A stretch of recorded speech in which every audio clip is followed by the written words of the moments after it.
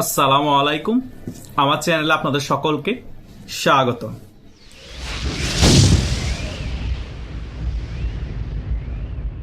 সংসদের মধ্যে রুমিন ফারহানা বিএনপির মন্ত্রীদের বিরুদ্ধে হুঙ্কার দিয়েই যাচ্ছে। এই ধরনের হুঙ্কারগুলো বিএনপির এমপিরা, মন্ত্রীরা এবং সংসদের বিএনপির স্পিকার মেনেই নিতে পারছে না।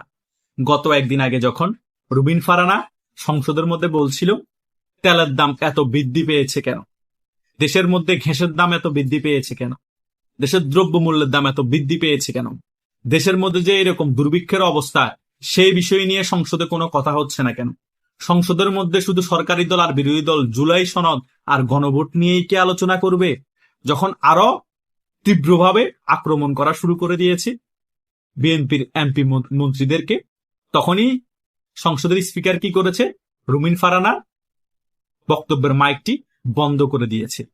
ওনার আওয়াজ আর শোনা যাচ্ছিল না। তিনি আরো বলেছেন যে আওয়ামী লীগ ফিরবে, আওয়ামী লীগ অবশ্যই ফিরবে। আওয়ামী লীগের কার্যক্রম সংসদে বিল পাশ করিয়ে নিষিদ্ধ করাটা বিএনপির জন্য বুমেরাং হবে। এটা শুধু রুমিন ফারহানা বলে নাই, টকশোর মধ্যে যত বিজ্ঞ আলোচক আছে, যারাই টকশো করতে যায়, সকলেই একই কথা বলছে। একটা কথা মাথায় রাখবেন, গরিবের কথা বাসি হলেও কিন্তু কখনো কখনো সত্যিকারে রূপান্তরিত হয়।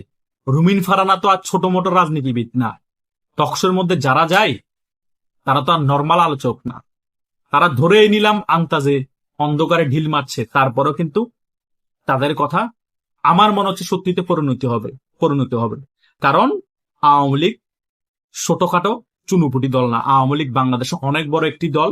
সো আওয়ামী লীগ সংগঠিত হতে আর বেশি সময় লাগবে না এবং খুব শীঘ্রই আওয়ামী লীগ কূটনীতিকভাবে ভারতের সহযোগিতায় এবং সংগঠিত হয়ে বাংলাদেশের রাজনীতিতে ফিরে আসবে। রুমিন ফারহানা এটা মোটামুটি ক্লিয়ারলি বুঝতে পারছে এবং সংসদের মধ্যে এই বিষয়গুলো জোরালোভাবে তিনি বক্তব্য দিচ্ছে। এই বিষয়গুলো যখন রুমিন ফারহানা সংসদে বারবার বক্তব্য দিয়ে তুলে ধরছে, অনেকেই রুমিন ফারহানাকে আওয়ামী লীগের দোসর বানানোর চেষ্টা করছে। আরে ভাই, রুমিন ফারহানার সকল উৎপত্তি কিন্তু আওয়ামী লীগের ঘর থেকে। তার বাবাই নিজে আওয়ামী লীগের প্রতিষ্ঠাতা সাংগঠনিক সম্পাদক, পরবর্তীতে শেখ মুজিবের সাথে বেইমানি করেছে, এই করেছে সেই করেছে, অনেক ইতিহাস আছে। তার বাবা একজন ভাষাসৈনিক, সেটাও সত্য কথা, কিন্তু তিনি তো একজন আওয়ামী লীগের ঘরের প্রোডাক্টরি ভাই। পরবর্তীতে আওয়ামী লীগ থেকে সরে গিয়েছে, সেটা ভিন্ন কথা। তাকে আওয়ামী লীগের দোসর বললো কিছু যায় আসে না, তাকে রাজাকার বললো কিছু যায় আসে না। তিনি ব্যক্তি হিসেবে কেমন সেটা হচ্ছে মূল কথা। তিনি 16 বছর আওয়ামী লীগের শাসনামলে কিন্তু আওয়ামী লীগের বিরুদ্ধে চোখে চোখ রেখে কথা বলেছেন টকশোতে এবং সংসদে। সো এখন বিএনপি কেও ছাড় দিবে না, কারণ তিনি এখন বিএনপি করেন না, তিনি এখন নিরপেক্ষ। সো অনেক কথাই বিএনপি সমালোচনা করলে আওয়ামী লীগের পক্ষে চলে যাবে, অনেকে আওয়ামী লীগের দোসর বলতে পারে। হ্যাঁ, এটা সত্য।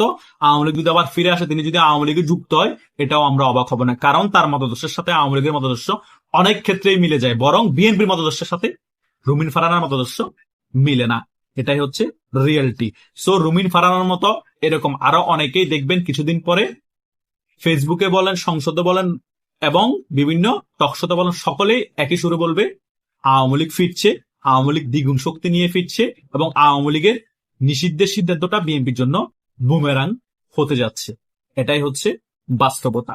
সো জোর জবস্তি করে কাউকে কখনো চুপ রাখা যায় না, দমন করাও যায় না। শেখ হাসিনা 16 বছর রাখার পরও শেখ হাসিনার ক্ষমতা আরো দীর্ঘায়িত করতে পারে নাই। শেষ পর্যন্ত 5 আগস্ট ষড়যন্ত্রমূলক ভাবে হোক এবং জনরোষ হোক পতন হয়েছে। তো পৃথিবীতে কোনো ক্ষমতা চিরস্থায়ী না। সো বিএনপিরও পতন অনিবার্য। তখন বিএনপির কি হবে, যে আওয়ামী লীগের কার্যক্রম সংসদে বিল পাশ করিয়ে নিষিদ্ধ করার জন্য, এটা মাথায় রাখিয়ে আওয়ামী লীগকে যেভাবে দমন নিপীড়ন করা হয়েছে, কোণঠাসা করা হয়েছে, আওয়ামী লীগের কার্যক্রম নিষিদ্ধ করা হয়েছে, তার থেকেও ভয়াবহ পরিণতি ভোগ করতে হবে বিএনপিকে, জামাতকে এবং টোকাই এনসিপিকে। সেটা খুবই শীঘ্রই হবে, সেটার জন্য 20 বছর অপেক্ষা করা লাগবে না। এটা 100%। আজকে আমি একটা কথা বলে গিয়েছি, এই ভিডিওটা থাকবে, আপনারা আজকের ডেটটা লিখে রাখতে পারেন। আশা করছি সকল বিষয় এই আলোচনায় বুঝতে পেরেছেন। তবুও যদি আপনাদের কোনো মতামত থাকে, আপনারা কমেন্ট করে জানাতে পারেন। ধন্যবাদ সকলকে।